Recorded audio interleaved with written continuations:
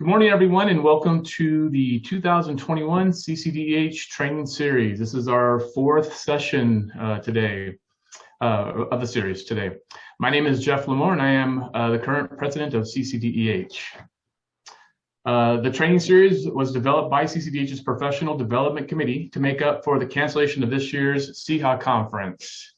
So each session will be recorded and CEUs will be available to all. The fee for each session is $25, and you can also go to CCDEH's video library for other recorded sessions to obtain additional CEUs. Tim is pulling up that now. You can see where the video library is. You'll see in the library that the first two videos have already been posted, and we anticipate having the third and fourth, which includes today, third and fourth this weekend, completed this weekend and posted this weekend. In order to obtain your CEUs, you must complete and submit the evaluation form at the end of each session. Please make sure that you enter your full name and email address. Just for those, the next session is scheduled for Thursday, May 6th. Just keep in mind, certificates will be issued at the end of the series on June 7th. There will be a Q&A period at the end of today's training session. I'm sorry, Tim, are we using the Q&A function? Yes. Okay, so go ahead and enter in any questions that you may have in the Q&A function to submit your questions. I'd like to thank Justin Milan, Cheryl Baldwin, Tim Snelling, and Freddie Agian for their work on developing the training series. With that, I'd like to introduce Mr. Freddie Agian, Environmental Health Director with the City of Vernon and the Chair of the Professional Development Committee. With that, take it away, Freddie. Good morning, Jeff, and thank you for the intro. Hello, everyone, and good morning. You are in for another treat this morning. So we have two great speakers that's going to be talking about from the micro to the macro, applying what you know from the program to the department. So we anticipate there's going to be another great 1 hour. So I'll go ahead and do an intro. We have Sarah Crossman from Riverside County and Amy Rutledge from Kern County. So Sarah Crossman has a Bachelor of Science degree in biology from the University of California, Riverside, and a Master's of Public Administration degree from California Baptist University. Sarah is currently the Supervisor Environmental Health Specialist with Riverside County Environmental Health. She and her team oversees the food, recreational health, organized camp, tobacco, trash, sewage, and mobile home parks in the middle of Riverside County. Sarah has been actively involved with CCDEH for years at both the local Citrus chapter and at the state executive committee, culminating in her serving as president in 2014. Currently, she chairs the Legislative Committee and the Professional Enhancement Ad Hoc Committee also. Sarah served on the Environmental Health Specialist Registration Committee from 2012 through 2020. She chaired the committee in 2020 and served on both subcommittees, both of them also. In her time off, she enjoys spending time with her husband and pup, cooking, arts and crafts, and supporting charities that support infants in the NICU and their parents. So thank you, Sarah. And then next is Amy. Amy has a Bachelor degree of Science degree in biology from California State University, Bakersfield. She is currently the Assistant Director of Kern County Public Health Services Department. Prior to her appointment earlier this year, she also served as a supervisor, division chief, and the director of the Kern County Public Health Services Department, Environmental Health Division. Why would the Environmental Health Division? She oversaw staff in the land, water, housing, and food programs. During her time as a supervisor and chief, she ushered in major program changes, including a risk-based inspection approach for hotel and motel inspections, implementation of the local area management program, and drought programs. When COVID hit, she became part of the Kern County Public Health Services Department DOC. In her current position, she is the DOC lead and oversees the Environmental Health Division and Special Project staff at the Kern County Public Health Services Department. As a CCDEH member, Amy chaired the Water Well TAG for 2 years, working with the Water Policy Chair and Department of Water Resources to revise the Water Well Bulletin. Away from work, she enjoys spending time with family and camping anywhere that isn't cold. I mean, isn't hot. So I don't know where that is, Amy, but I guess it's not in California. So what's Amy educational objective and description on this session she wants to see happen is transition from middle management to the manager can be challenging. It requires flexibility, vision, and courage. So she hoped that this session will explore that transition and how to look out for pitfalls, facilitate change, and still keep your sanity in place. Well, thank you both, and now we look forward to a great presentation. Thank you, Freddie. Just give me a second to share my screen.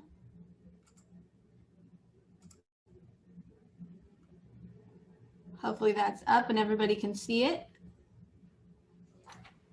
Looks great. All right. So as Freddie said, we're hoping that you take away what you know from the program level, or even as, maybe manage of a program at the program level, and how you take that and extrapolate that to moving up whatever your chain looks like. I will likely use supervisor and management interchangeably, just because I know every structure is different. So just know we're talking about the same thing. So our educational objectives for today are how to build upon your previous successes. So taking what you know from that program level and extrapolating that out to multiple programs. And as part of that, we want you to learn to identify some of the factors that can help you be successful in that. So identifying generational work traits, identifying personality traits, and then taking what you know from those and leveraging that to make improvements to the department or changes that are necessary. So the first is, as you move up, whatever your chain may look like, from supervisor, division chief, upper management, mid-management, you really do have a changing relationship. So you take, what you are looking at with your line staff, or, people who may have once been your equals, and you need to reframe that. So it really is a changing relationship. If your relationships that you had for years may change, if they haven't changed, they may need to. And it doesn't mean that's necessarily for the bad. So you have perceptions around what those are. You have to be able to separate friendships, whether those be real or perceived, in the workplace. So obviously, especially if you've been around in your department for a long time, you may have developed outside relationships with some of the people who are now your subordinates. So making sure that you separate what that looks like in your workplace will be crucial to your success. And being consistent in your approach to that staff goes a long way to help eliminate those perceptions. Perceptions can be detrimental to the working relationship that you have in the working environment that gets created where you're at. So I know it's going to sound pretty silly, but if you were a supervisor and you made it a habit to go around and talk to all of your staff every morning, just do a quick check-in and say hi, let them know that they're there, you're there for them, they could come to you. You really have to take that and either continue to do it, but do it with everyone. So if you're a division chief, all of those programs, or if you're the director, the same. Or you have to scale that back. So you can't just go back to the familiar, because those are perceptions and those are slights that other programs might see against them, that you're favoriting one area over another. So if you're engaging staff at all these levels, you acknowledge that everyone is a valuable member of your team. So even if that's, you still go around and say hi, but you switch up the people that you say hi to every day. it goes a long way in helping that. So another part is be prepared to be uncomfortable and unpopular. You've now gone to a power position, and it changes you in the eyes of those staff, even if they're people that you previously supervised or people that you've already have that relationship with. You have that position that is more than what they are. So decisions you make are no longer, for the good of one program or the good of an individual, depending upon how you're working within that program, but they're really for the good of the department. It's a focus shift that can be really hard to overcome for yourself, as well as for hard for staff to take, because they don't always get to see the why behind your decisions. So they don't understand, and sometimes they can't understand why you're making those changes. So a movement of a person, a change of staff, a redirection of the program, or why you're implementing maybe some consequences for delays in that program.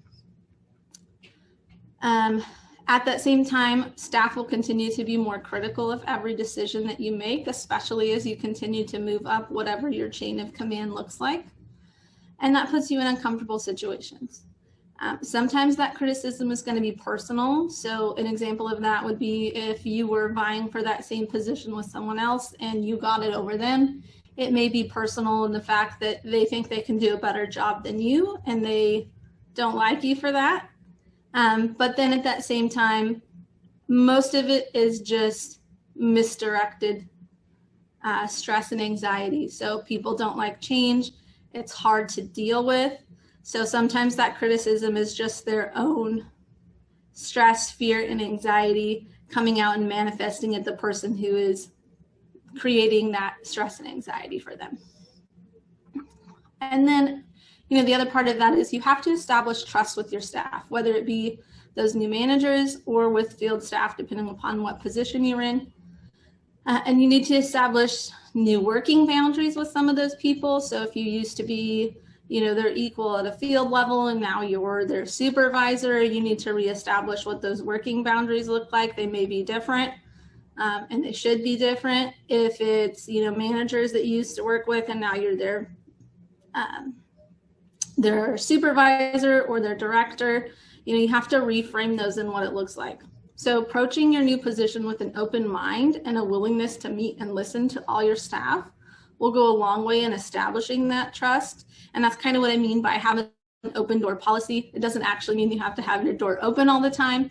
But, being willing to talk to anyone from any level so that they feel heard, that they know that they're part of your team, and that they can look at you and develop that trust that they need to feel confident in their workplace.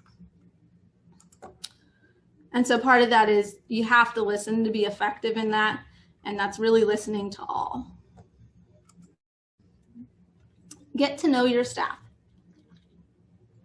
So who's on your staff? What are their strengths? What are their weaknesses? How are you using them? And is it in the best and most appropriate manner? We're going to get into in the next few slides, why do generational and personality differences matter when you're looking at this portion of your staff? When can those traits or that person be a problem for the department? How can you leverage this information to improve your workforce? And then kind of knowing the difference between who your field staff are, who your office staff is, who your clerical staff is, because sometimes there's misdirected anger between those as well. At least I've experienced that in my time at Kern County. You have people who are consistently going out in the field, but you have other positions, that are also REHSs. And that's really more of an office position, and there's usually animosity around that. So, as part of this is make your rounds, especially if you're new to the county. You want to get in there and really get to know who the staff is, kind of where they are, what their work ethic looks like. Do they really enjoy the program that they're in? Do they not? So putting in the legwork and doing so will make sure you have a good base to build from. So understanding who your players are, how you can use them, and how they interact will be really important, especially if you have big changes that need to be made. Even if you don't have big changes, it's important for small ones as well. So at the program level, this is generally much easier because you have a small number of staff, and you can invest more time into them to really develop those relationships. So in Kern County, our smallest group with a supervisor is only 4 people. Obviously, that's a lot easier to deal with than 50 people or 20 people, depending upon what program and the size that you're looking at. And as you move up the chain, that becomes much more difficult. But even doing the small things like knowing the names of your staff can make a huge difference in their attitudes in the workplace. In a larger county, obviously our county size here, we're about a department of about 60.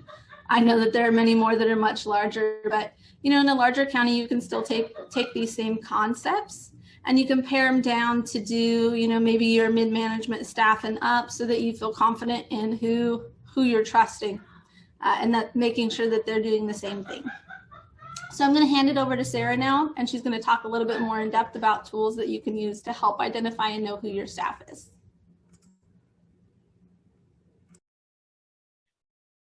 Good morning, everyone. There are currently 4 generational groups out in the workforce that make up our departments right now. Baby boomers, Gen X, Gen Y, also known as millennials, and Gen Z. We've talked previously about the traits of the various generations in our workforce. And this time we're going to talk a little bit about those, but we're also going to go a little bit more about, talk a little bit more about Generation Z. These are our newest and youngest of our department work community. They're just joining our workforces. And as they're joining us, we're learning more about them, their generation, and how they're going to be critical in getting our departments running and keep them running, as well as the future of our profession. So we're going to spend a little bit more time on them today. Next slide, please.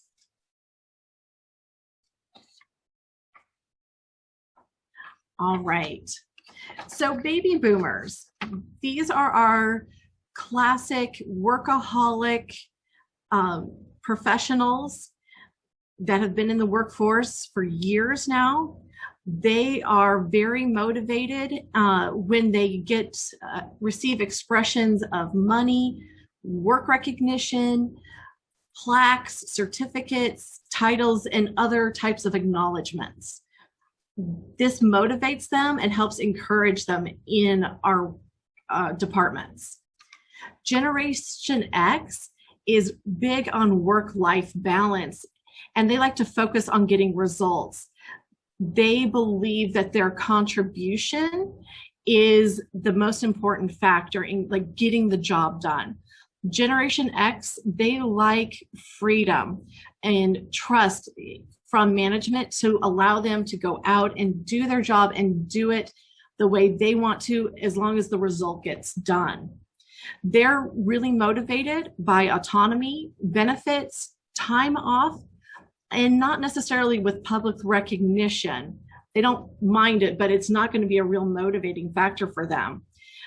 Since freedom is a big reward for them, giving them that freedom to do their job will help motivate them, but they still want some coaching and regular feedback. So they don't want management to be completely hands-off. Millennials are our Generation Y. They're more autonomous. They're more disconnected from the physical work site. They're able to work independently and operate without direct oversight while making their contribution to the overall work product. They are motivated by time off.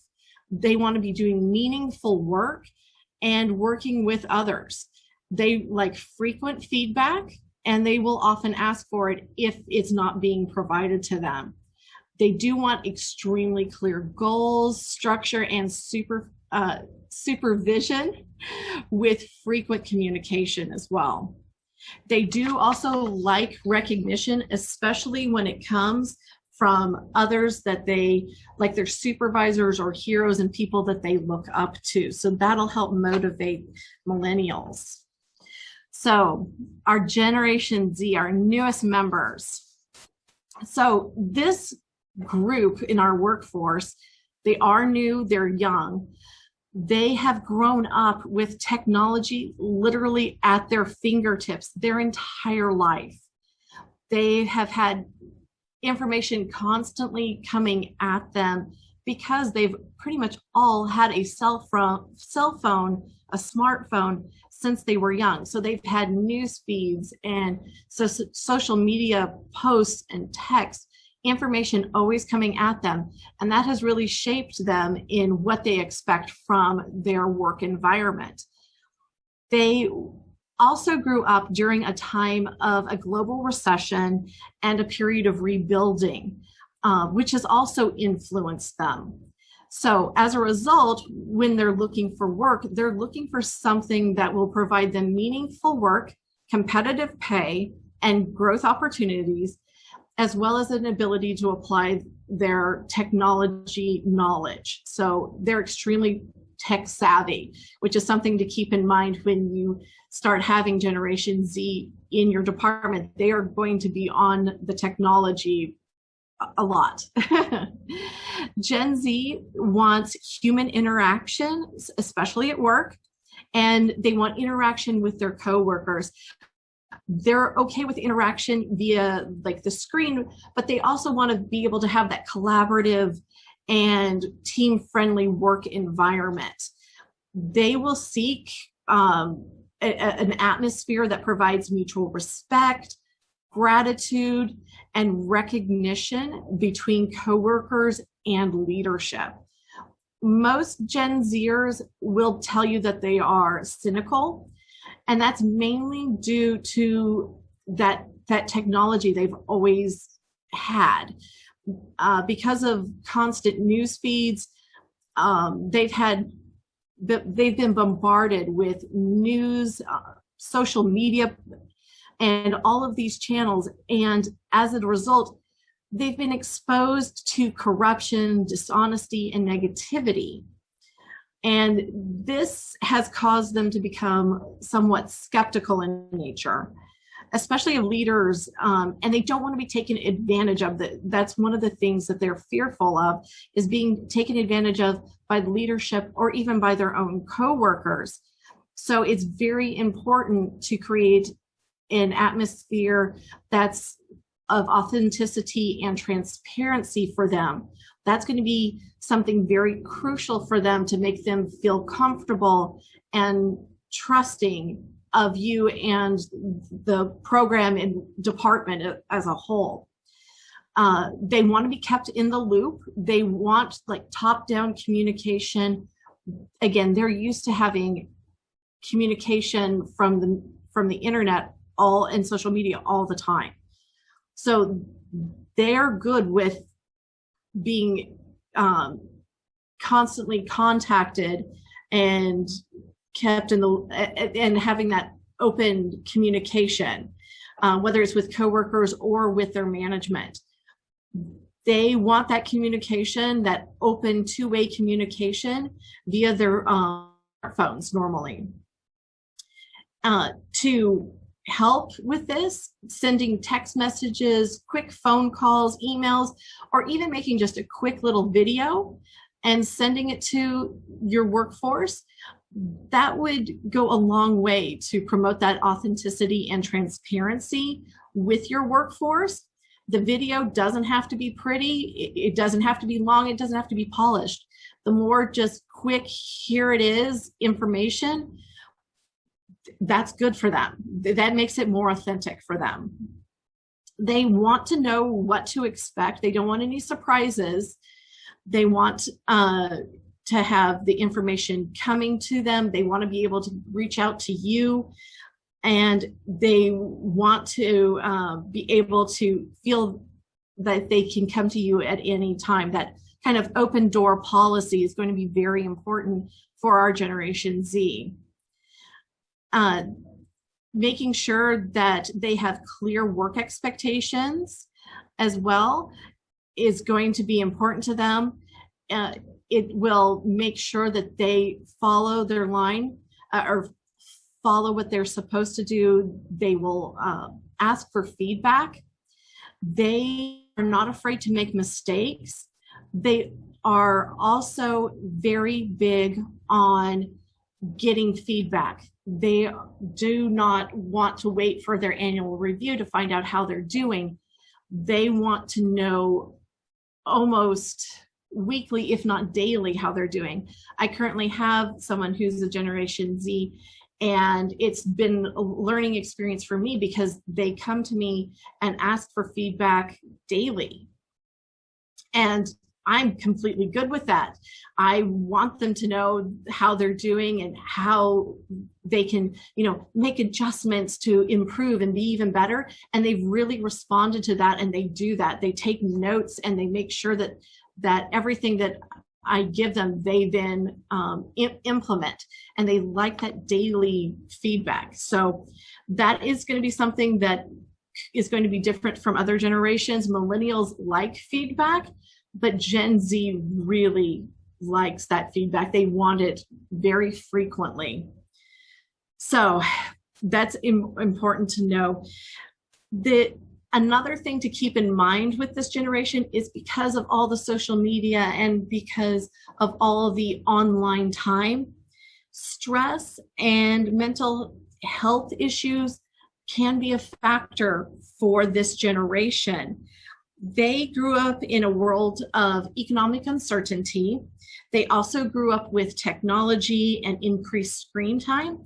And with that increased screen time, they had less time developing meaningful relationships like in person. So that online time can also foster feelings of isolation and depression.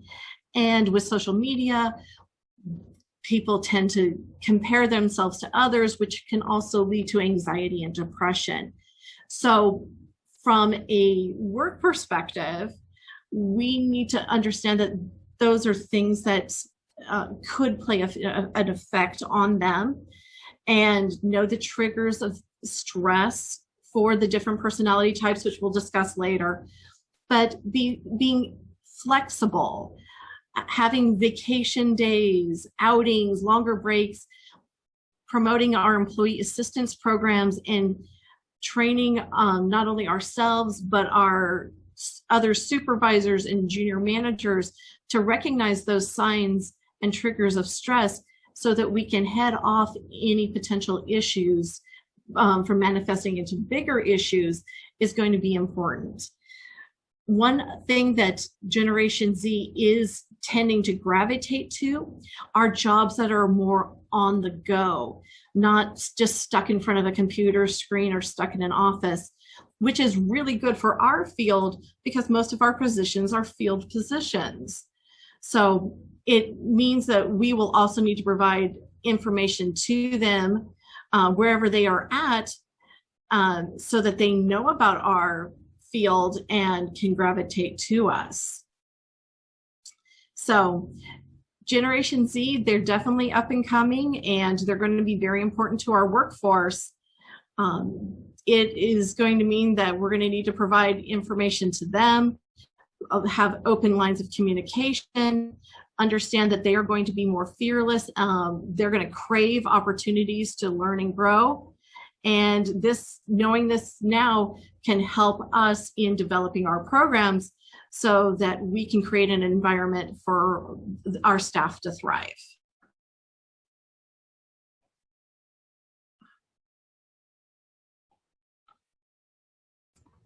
Now we're going to talk a little bit about personality types. And there's a couple different models, but just so that you have an idea of what's out there.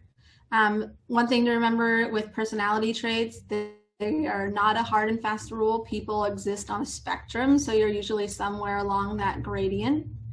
But one model that we looked at was the big 5 personality traits known as ocean or canoe. They just rearranged the letters. But, ocean is open to experience. That's the depth of someone's imagination. It's their conscientiousness, the reliability and dependability. Extroversion, their sociability. Agreeableness, gets along well with others. Neuroticism, which is their emotional stability. So qualities that you would find in high scores of these for open to experience, generally that translates to higher job satisfaction. They're more easily adaptable and they have strong leadership skills.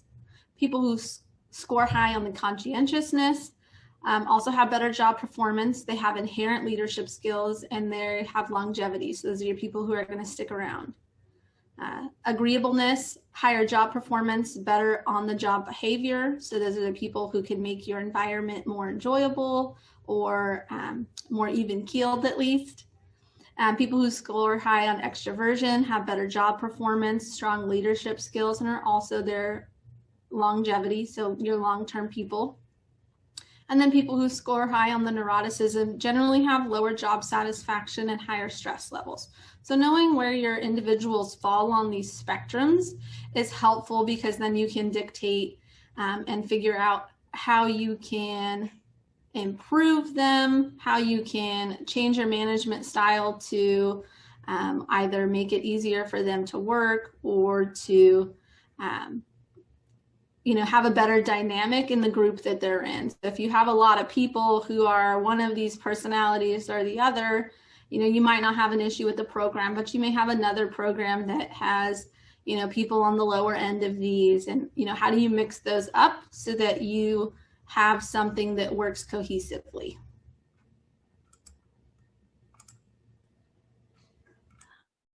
Another personality indicator test is the Myers-Briggs Temperament Indicator. It goes through and it's a test where you can select different ways that you behave, and it helps you understand kind of your personality type as well as those around you. As Amy said, these behavior preferences are not hard and fast rules. People just tend to be more one way or another and kind of fall along the gradient. So the first behavior preference pairs, introverts versus extroverts, this describes how people gain in their source of energy. For example, extroverts tend to get energy from talking and interacting with others, whereas their counterparts, the introverts, tend to get their energy internally and they need time alone to process and basically recharge their batteries. Sensing versus intuition, this is how people gather information. Thinking and feeling is how people make their decisions. And judging and perceiving is how people generally approach their work style. Each personality type has a dominant function, which is our strongest and most natural function, which comes naturally to us to do, and an auxiliary function, which is basically our second strongest function that supports our dominant function. When these are how we're able to act when we're not under stress, this is when we are at our best self. Later in life, we develop tertiary and quaternary functions, and these are more unconscious, underdeveloped, and almost childlike personality types. They tend to appear when we are under stress, and we're going to talk about those stress triggers here in a little bit. All right, next slide. So there's 16 different possible combinations of personality traits. So this slide has all the 16 different combinations, how people see them, and their prevalence in society. We don't have time today to go over each of these, but they are here. We wanted to provide them so they're available as a reference for later. And I'm sure as you go through them, you'll be able to pick out different personality traits, not only for yourself, but also the people that work around you and for you. Next slide, please. So this slide and the next few slides have various personality combinations, what triggers stress for them, and how those personalities tend to react to stress. As you will see with each of these possible reactions, the reactions are more basic, less developed, and tend to not show us in the best light. I think it's important to be able to recognize these so that if you hear or see a person that's acting differently than they normally do, you can see that, well, that they could be experiencing signs of stress, and be able to kind of head that off before it manifests into something, into a bigger problem for them, for the department, and for you. So an example of this could be if you're having to make a change in your department. And Amy talked about this earlier. As you're managing your programs in your department, occasionally you have to make changes. Well, having to make change could cause stress. One thing that you may have to do, let's say, is having to move an office to a new building. A person who is an ISFP or an INFP, which is an introvert, sensing, feeling, perceiving person, or an introvert, intuitive, feeling, perceiving person, may have a difficult time with the thought of a move, especially if they have any fears that they are going to lose something or experience a separation from something that they care about. Because they are an introvert, they may not necessarily express their concerns right away, even express their concerns right away, or even at all. But it could manifest in them starting to make bad judgment calls, being critical, or acting impulsively, things that they wouldn't normally do. However, you could help mitigate that with communication, pointing out the positives, being open with your open door policy to anyone who may have concerns, and reassuring staff that they are not going to be losing anything if that happens to be the case. And doing these things can go a long way to prevent the stress triggers, to mitigate and to decrease the stress, and preventing an issue before it comes one, before they're acting impulsively or making bad judgment calls. So that communication is really the key to try to help limit that. And as supervisors and managers, it's important to not shy away from having difficult conversations with staff, and also recognizing that you're not going to be able to necessarily solve a difficult situation in one conversation every single time. Sometimes it's going to take some time and persistence to break through. Just be consistent, patient, and open with your staff. Personalities don't necessarily change, but perspectives on situations and people can change. So the next few slides are going to have those other stress triggers, and Amy's just going to flip through those real quick. Again, they're here for reference later if you need them. So now part of the reason that we talked about all that is so that you can get to know your staff correctly. But now we're going to go back into that management side of it. So as you move up the chain to whatever that position may be, your perspectives are going to change. So you're going to go from what's familiar to what's unknown. So if you've been managing a program, you may have been in that program for years, you feel comfortable knowing all the aspects of that. And now you're going to take, that tiny fraction of what environmental health is, and now you're going to be in charge of all of it. So your perspective really has to change, and you have to broaden your horizons on that. And the same goes for those personalities and generational work traits that we just talked about. So in your previous position, you may have only dealt with, one type of employee, making it easier to manage because you knew how to approach all of them. Well, now you have all of these other different personalities and generational work habits, and you have to familiarize yourself and figure out how they all work together. So just an example of that is when I started as an in training in Kern County, I was in a program where everyone had been there in environmental health for 20 plus years, and everyone had been in the program for 20 plus years, and I was the new person coming in. Well, the work dynamic as equals was obviously one where they treated me like a child, which, you know, was okay just because I really could have been. But when I became their supervisor, that dynamic had to change.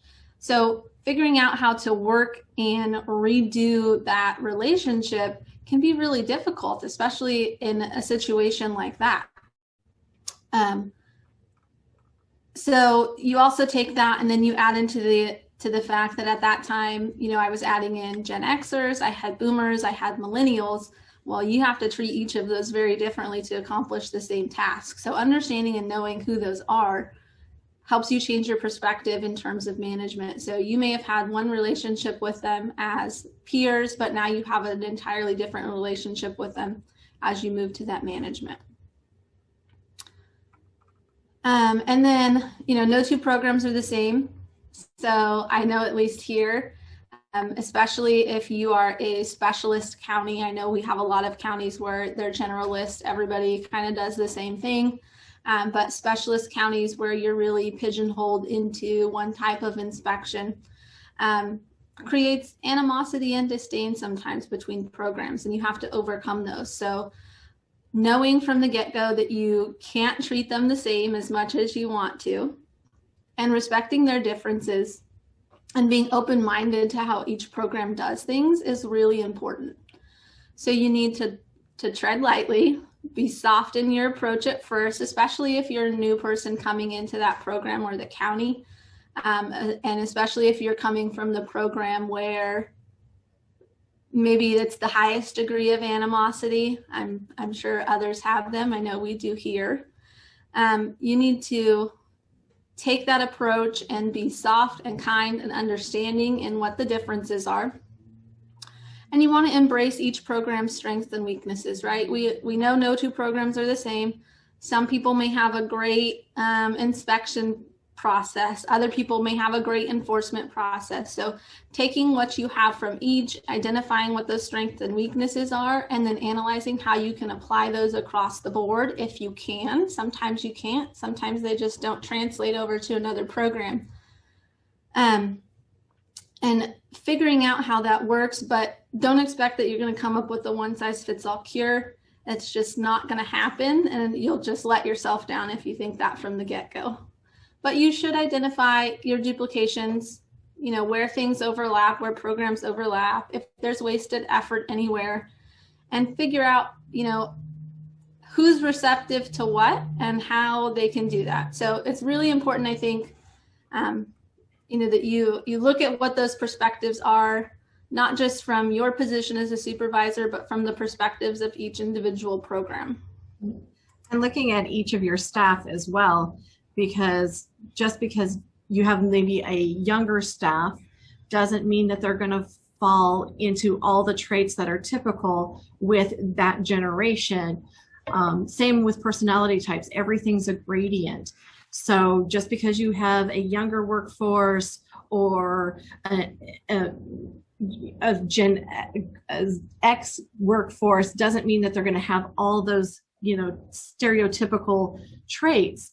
Some of them could fall outside of that. So knowing your staff and knowing what motivates them is, you know, on an individual level is going to help, as well as, you know, kind of putting together the generational traits with the personality traits will help you in finding what motivates each group the best. And then to tie into that, plan to react. So, you know, you're taking that soft approach because you need to look, you know, at what the future looks like. What is it for you as the director, you as that program supervisor? Are there changes on the horizon that will need to be made, you know, legislatively that you have to figure out how to implement? Once you have that grasp on each program's dynamics and the personalities involved in that, you can really start to generate that plan on whatever that may be. So you need to think gradual, long-term change if you can. And that's, you know, lessons learned, right? We've probably all known someone who came in and they just wanted to change everything, and it was generally a complete failure or at least a partial failure, because you can't do a lot at once.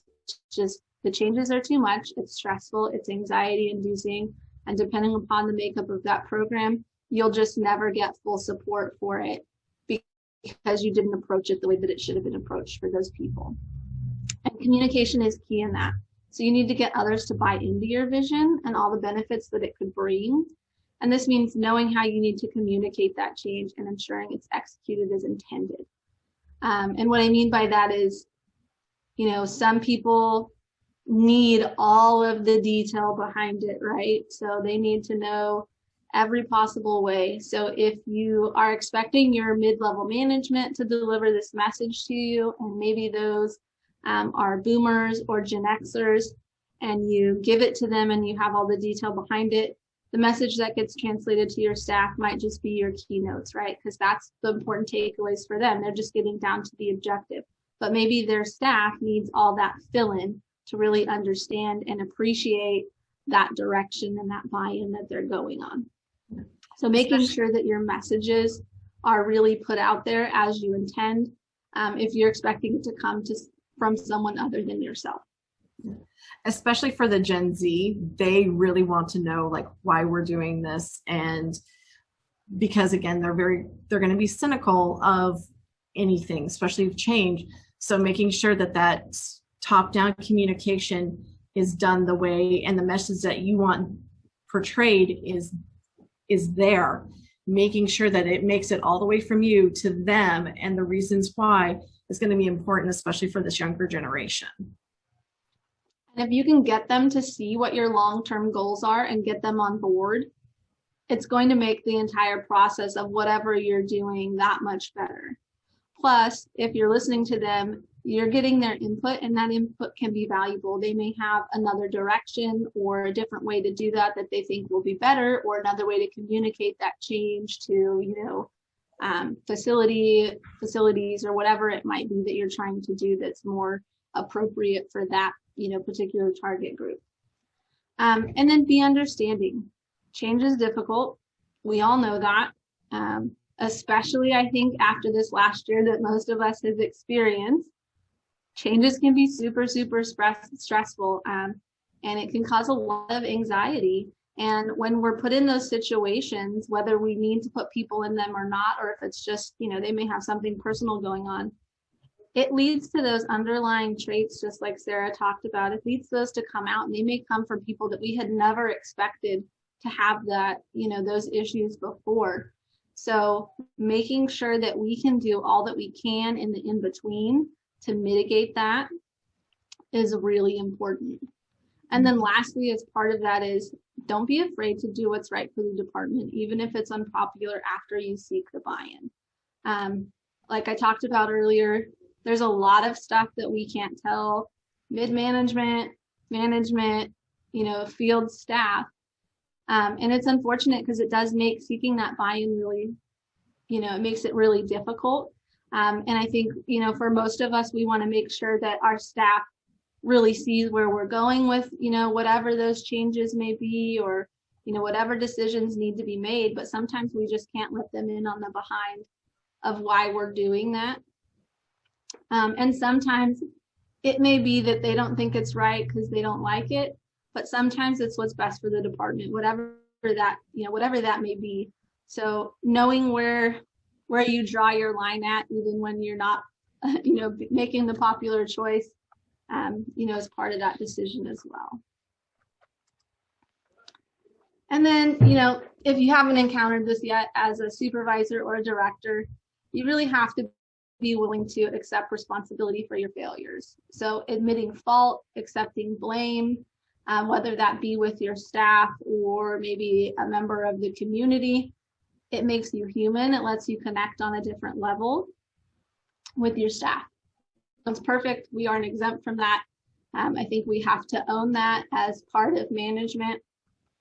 And as we learned about in the generational personality traits, you got to give credit where credit is due, even if it's for the little stuff.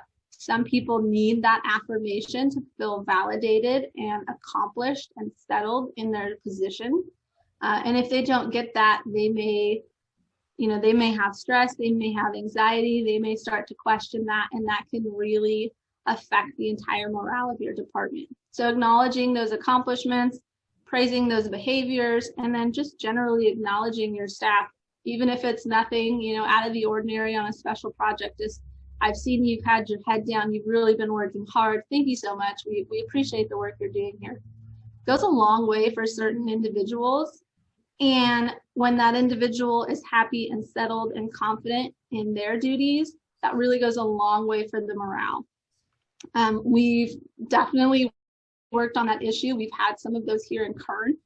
It's a long haul process, so just be aware that that's where you're at with that. But incrementally making those changes, especially if that's something that they hadn't seen from previous management, you'll see those personalities start to turn around, and those kind of underlying traits that aren't normally exhibited go away. And then you're only as good as your team.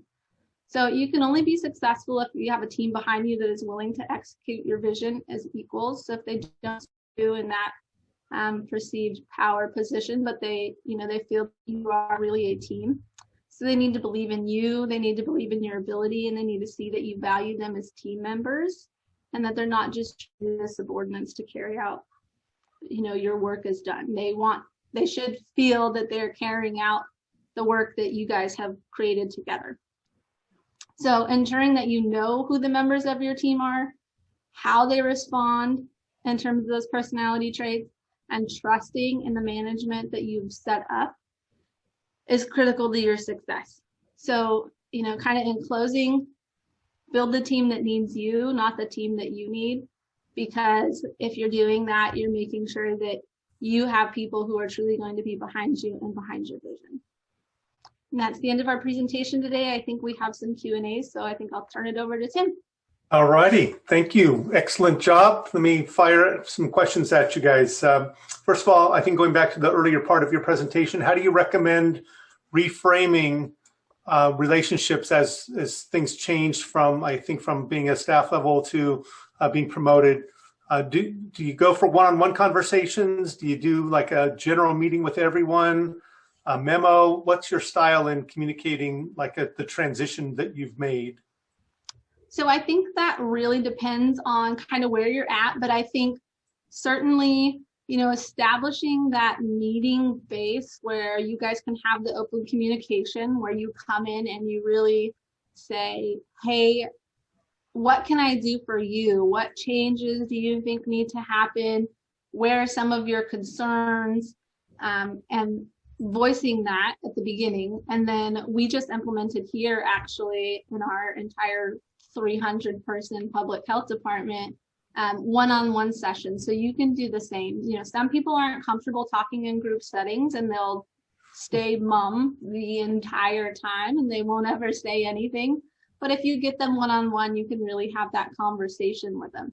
So I think, taking both of those approaches, making sure that people understand what your expectations are, I think are really important. So whether that's be in memo form or whether that be, in that meeting setting, that's really important and crucial. And so that gets at the style, right? Your style? Correct. For me, when I moved up, I had my first staff meeting where I laid out my expectations, let everybody know my door was always open and I was always open for talking and wanting their feedback and input. I had a couple people at the staff meeting who asked questions, but for the most part, most of my people are introverts, so they didn't say anything, but they came to me later and then we had that one-on-one talk. So I did kind of a combination of both, and it seemed to work out for me. Okay. Have you had all of your staff take some of these personality tests so that you can see what their personality types are like? Yes. Yeah. My staff a few months ago did the MBTI personality test. And we, with our educational group here at the County of Riverside, they gave us a presentation on MBTI and what the personality types were and meant, and then provided us educational tools, including these little graphics of what each person was, like their personality types with descriptive words that seem to describe that personality type, and also one for what causes stress in that personality type. And so I can, around my office, you can see them posted at everybody's cubicle. My staff found it very beneficial. And as a supervisor, I found it very beneficial to kind of know, oh, okay, that's, you know, what their personality type is. I always had kind of a hunch, but actually kind of like seeing it on paper was good for me, so that I can see, and I have been able to see, like, okay, this person's, you know, said something or did something that's not quite a normal thing for them.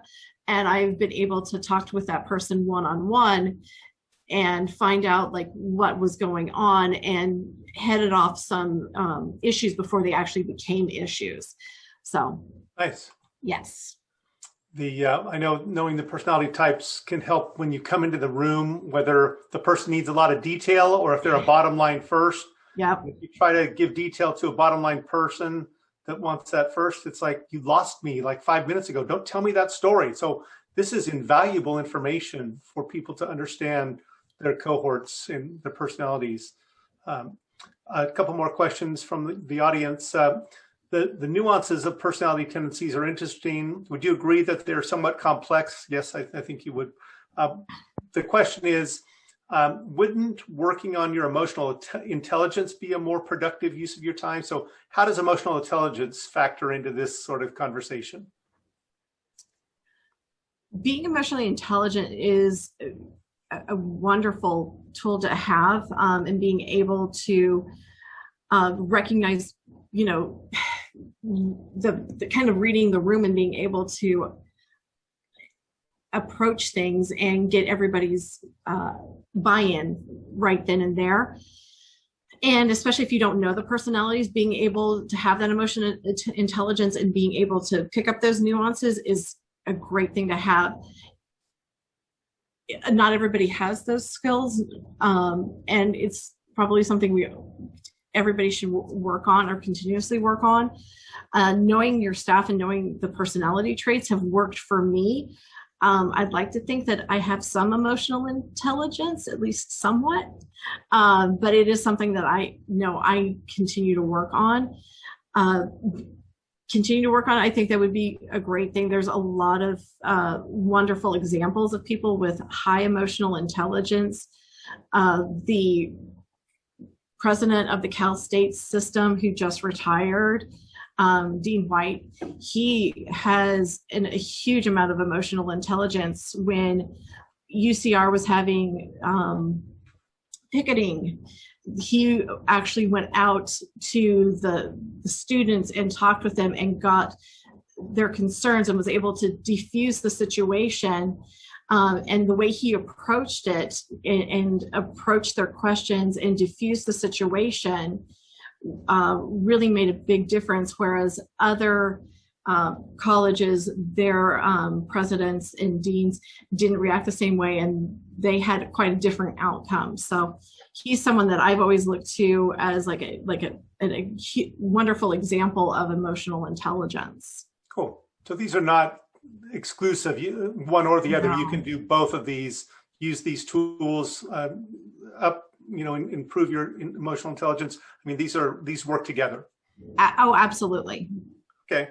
How about a question? This is a little bit of like becoming a new manager. What's your advice about managing other programs that you may lack the technical expertise in? For example, you become an EH director, but have background in consumer protection, but not in how to manage a Coupa. You know, just the dynamics of and logistics of that, and how you might use some of these tools to help you manage this new situation you find yourself in. So I think I can speak to that. So that was kind of me. I spent my entire career before becoming a supervisor in the land and water program. That was all I did, and it was mostly focused on land. So I did a lot of project reviews and, septic systems and water wells. So I think, part of that is knowing your limitations, right? So if you come in, I came into the division chief position and it covered not just land, water, and housing, which I was familiar with, but it also covered food, and I definitely was not. And I think we can all agree that that's certainly one of the largest and most complicated environmental health programs. You know, especially once you start adding on local things like grading policies and things like that. So, you know, coming into that, I think you have to be willing to say, I don't know everything. You know, establishing that from the get-go, saying, I don't know everything. I really need your help. One, I think it makes your managers feel,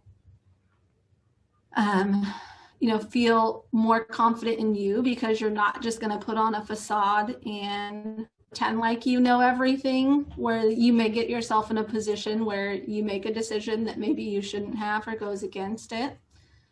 So really asking for that help. That's where I think you can also engage, you know, your field staff as well. So going back out, you know, with staff, seeing how things have changed. So even if you had a background in it, right, once you move to a director, depending upon where you're at, you know, if you started in that program 20 years ago and then you went to, you know, solid waste 5 years after, lots of things have changed in that time, right? It's not static, it's constantly changing, all of our programs. So, you know, even if you had a good background in it previously, you're going to have to learn what those new changes are. So depending upon that management that you have in place for that position, you know, not being afraid to ask them questions as the director, you know, why are we doing it this way? You know, is this what we've always done? Has this changed? And framing it in a way where you're not questioning what they have done in the program, but really just asking the question for knowledge's sake. So how you communicate that question or how you get that information out of them is going to be really important, because it can certainly go either way, and you want to make sure it goes the more beneficial way. Right. So certainly it can be almost a strength that you don't have experience in that program as you come in as a manager and you rely on that staff, and you can also ask questions and bring fresh ideas. You know, with your questions, you can kind of act like the public or the regulated community or a board member, or so it's great opportunity. You're right. Yeah, and I think sometimes it really is a great opportunity too, because you bring in an entire outside perspective that maybe they haven't seen. So maybe you can help in, you know, making new communications, you know, bringing that perspective, just like Tim said, of, you know, how does the outside look at this? Okay, this is how they look at it. Great. You know, how can we get them to understand what we do more if this is what we're really doing? Because you have to communicate that vision to the public as well. Thank you. This last question we had was, do you have any suggestions about dealing with long-term employees who lack motivation or work ethic? They may feel kind of untouchable, you know, with their long tenure, and just, you know, how to light a little fire under them, motivate them, encourage them. What ideas do you have for someone in this situation? Yeah, so I think I've been there before, certainly. You know, I think one of the key things is, don't think you're going to change them overnight, right? It's something that you will have to continually work on. And it's going to be those tiny, tiny incremental things. So, you know, it's starting by talking to them, you know, seeing if you can bring them out of their shell. And maybe it's not even anything work related, right? If you can build that rapport and show that you care about what they're like outside of work, how they're doing, that goes a long way to establish that base. You know, once you work on that, then you kind of start to know, okay, this is what they're doing in their outside life. How does this tie into things that they're doing in their personal life, right? Like maybe they like to travel frequently and, you know, they feel like they never have enough time to do that. Okay, well, how do we factor that into what their work looks like? Is it they're, you know, pushing through and doing the most work that they can, and it might not be quality because now they want to, you know, take a vacation, you know, every other month for a couple days to go somewhere, right? Probably some people like that. You know, figuring out what that balance is for them and then building off of that. So you kind of have to really work on that person in a personal way, and not necessarily focus on their work performance first, so that you can get to that work performance part, because you won't know what motivates them until you get there. So you need to kind of learn to understand them a bit more than you might think just looking at their work performance. Right, because there are going to be some people that are not going to respond to work performances or ultimatums. I mean, we've been there. You know, we implemented some policies that we thought would help. It did for some people. For others, it did not. So you have to figure out what that balance is for them. You may give them a consequence for not performing that work, but for them, that might not mean anything, right? But if that consequence is you no longer approve their vacation because they, you know, can't do their workload, well, that could be motivation, right? Right. So finding out what that is, but in the context of their personal life, and then translating that into their work performance. Great. And then also knowing, kind of getting to know them on that personal level, getting to know what motivates them, also knowing the traits that, like for their generation or their personality type, that they would respond to, can also go a long way in helping in figuring out, okay, they're really motivated by autonomy. So if they're not performing well at work, starting to take some of that away and having those open, honest conversations with them, letting them know the consequences of not getting their work done, and the rewards if they do. I know that's kind of, I did basically the same thing Amy did, and you know, just kind of then transition from the personal to the work, and it made it a lot better. The person, you know, may not become your best employee ever, but at least you'll hopefully be able to make some strides in making them a better performer for your department. Great. I know we're over our time, but I do want to ask you one more question as we wrap up. And I know everyone on this line is dealing with stress in their own life. I mean, we've got obviously the pandemic and budget shortfalls are coming. We got wildfires. We got a whole lot of things to stress us out, as well as these unrealistic expectations on us from our staff, people above us, you know, our board members, our administration, the public. So there's a lot of pressures on us as managers. So my question is, how do you take care of yourself and keep yourself from going crazy in this world that we live in? It's the airplane example. You got to put the mask on yourself when it drops down before you can put it on the kid next to you. You got to take care of yourself. So what are some suggestions you have to take care of yourself in this crazy world of unrealistic expectations? I think for me, and I know this is probably hard for a lot of managers, but, you know, taking that whole lunch hour, you know, a couple times a week, or, you know, at least once a week. And even if you're, you know, not enjoying your meal that whole time, but taking, you know, that extra 30 minutes just to decompress, where you don't look at work emails, where you know, you're not writing a presentation or reviewing a document, taking that in the middle of the day, because I know certainly I've had my fair share of, you know, working lunches, and it makes your day long. So taking that little respite in the middle of the day for yourself and not feeling guilty. I think don't feel guilty for taking care of yourself, right? So if that means that you have to call in sick because you're not feeling good, call in sick. You mean you're not supposed to come to work sick? Right? Good. You know, right. You know, it's knowing what your boundaries and your limits are, because if you come to work super stressed out, everybody else in your building is going to feel the same. And then you're going to affect that whole mood. So knowing your limitations, and if that means that, you know what, I just can't do the rest of the day. I'm drained, I'm mentally exhausted, I won't be helpful to anyone else, or, you know, you got to catch yourself in those moments. I know I've caught myself a few times. You know, you get maybe a little snippier than you intend to. Right. You know, and that's when you have to, you know, internalize that and say, you know, but that's still the same, you know, accepting responsibility. So in those moments, you know, saying, you know, I'm sorry, I didn't mean for that to come across that way. I'm feeling a little stressed myself. So if that means, taking a little extra break, taking that whole lunch, taking that day off, but you have to do it without feeling the guilt, or otherwise you continue to keep your stress and anxiety. Right. How about you, Sarah?